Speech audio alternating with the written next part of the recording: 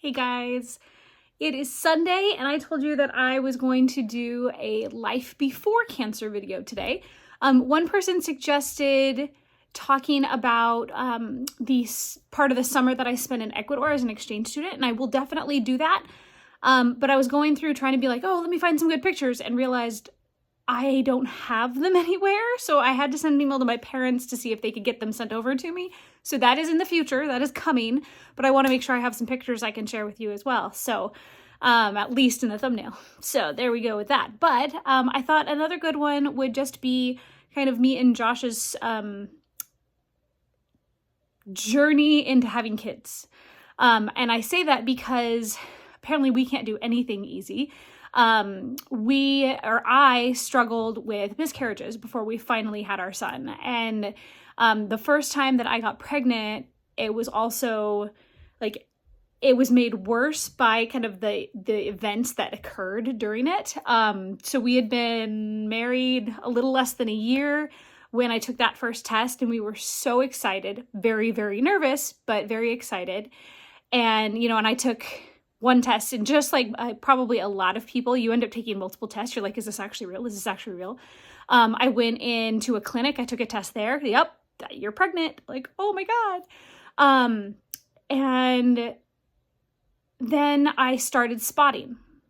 And that's never a good thing. And I was like, and I wasn't very far along. I mean, it was like one of the earliest times you could take the test as well. But I was like, well, that's not good. So I called an obstetrician's office. I'd never actually been, where we were still living where I went to college. I'd graduated, but we were still living there because Josh was finishing out the year of his own employment. And so went there, they did some blood tests, and they're like, all right, and then you'll come back, and I don't remember if it was like a day or two, and we'll do a second blood test. And I get the second blood test, and they come back and they're like, oh no, your numbers are doubling. You're good. You should be fine. Don't worry about the spotting. That's normal, or it can be normal, but you're going to be fine. Well, then the spotting turned into much heavier bleeding, and I was like, there is definitely something wrong. And I called them back, and it took them a while, and I don't remember if it was that phone call or if they said they would call me back, and they're like, oh my God, I'm so sorry. She read you the results wrong. Where she said that your numbers, your hormone levels were doubling, they were actually dropping by half.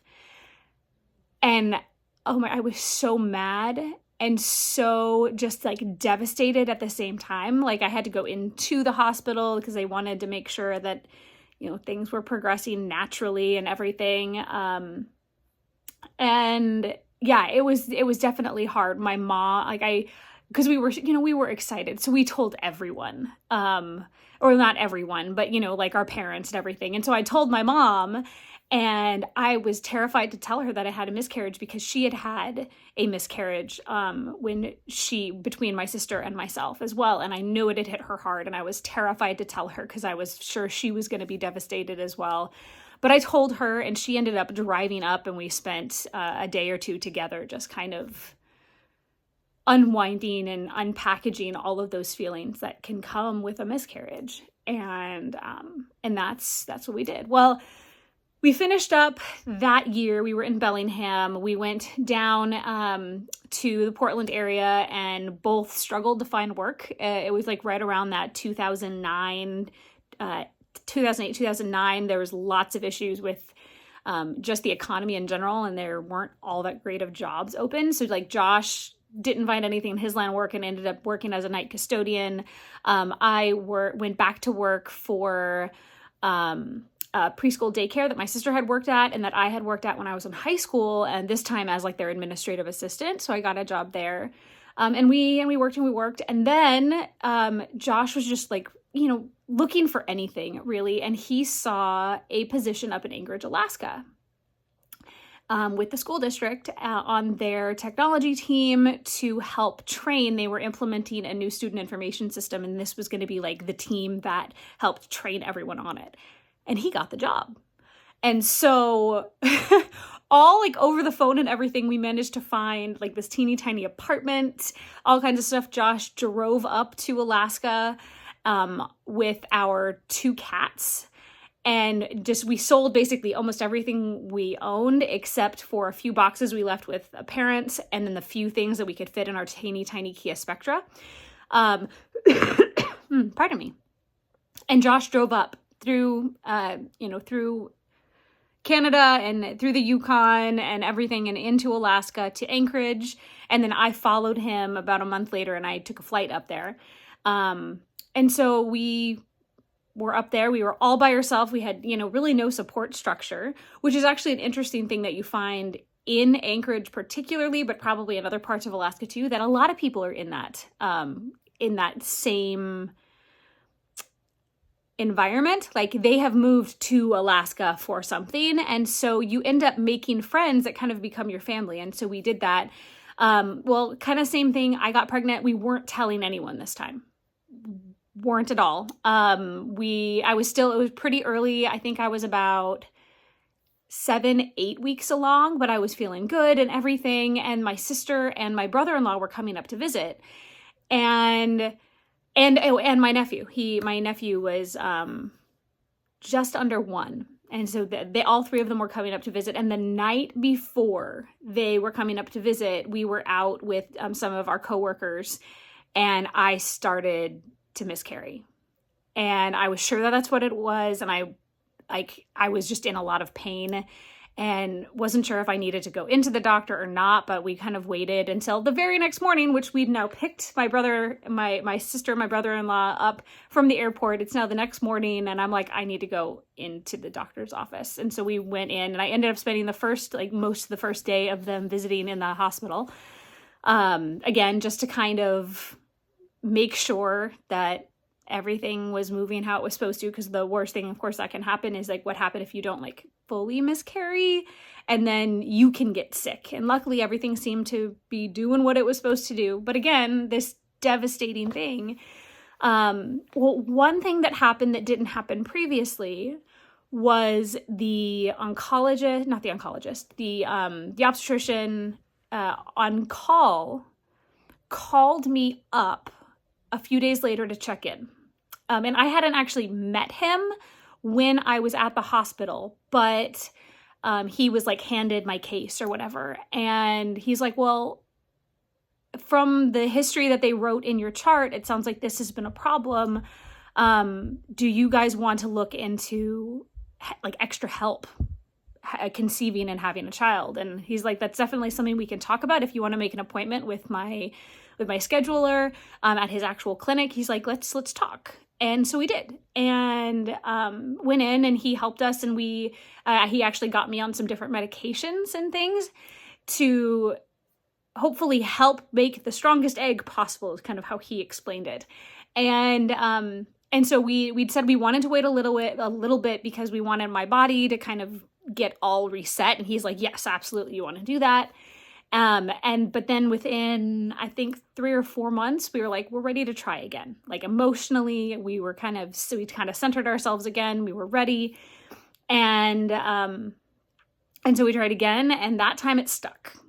And whether it had to do with the assistance he had, or whether it was just that time, this was our moment. It was happening. And again, we waited. We were like, we're going to wait until the 12-week mark or later before we tell anyone, because we didn't want to have that devastation pass along to other people again. Obviously, with the second miscarriage, my sister and brother-in-law, we hadn't told them, but now they knew because I ended up in the hospital and we had to tell them something. But I mean, they were good people to have know. I never told my mom for years that I had a second miscarriage, because I didn't want her to have to deal with that. And when I finally did tell her, I think I hurt her more by not telling her. But, you make your choices, and that was the choice that I made. Anyway, so we're finally pregnant. We're alone in Alaska, and I say alone, no close family. But we have all of these other friends that we have made while we're there, and they were amazing. Once that 12-week mark hit, everything was like clockwork, and it was textbook perfect pregnancy. I had no issues.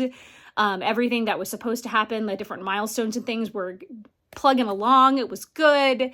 Coworkers threw us this great, baby shower and everything. He was due on March 1st of 2012.